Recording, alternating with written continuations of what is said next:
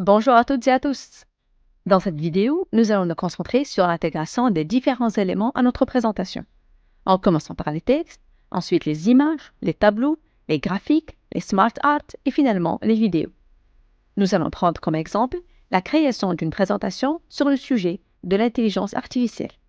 Pour commencer, ajoutez une nouvelle diapositive en choisissant comme disposition, par exemple, titre et contenu.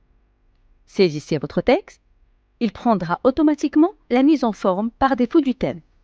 Vous pouvez la modifier en utilisant les boutons du menu Accueil.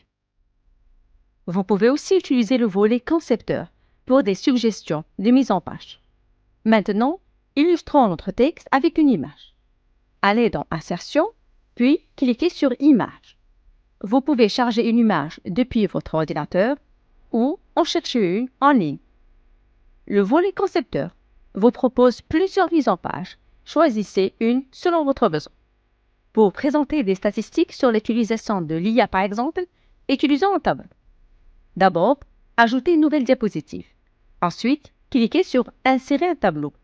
Spécifiez le nombre de lignes et de colonnes et cliquez sur Insérer. Le tableau prendra automatiquement la mise en forme du thème.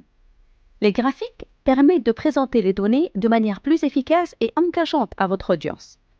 Supposons que vous voulez créer un graphique sur le nombre de visites mensuelles de ChatGPT.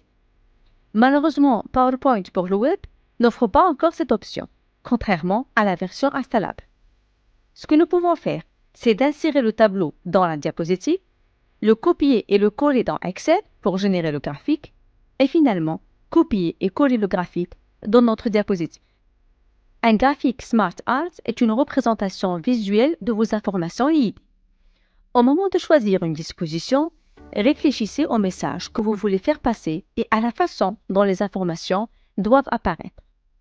Vous avez plusieurs choix, liste, processus, cycle et bien d'autres.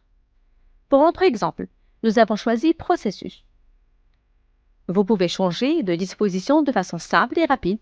Vous pouvez en essayer plusieurs parmi les différents types disponibles jusqu'à ce que vous trouviez celle qui illustre le mieux votre message. Pour rendre votre présentation plus dynamique, vous pouvez intégrer des vidéos. Cliquez sur Insertion, puis Vidéo. Vous pouvez insérer un fichier depuis votre ordinateur ou intégrer un lien YouTube.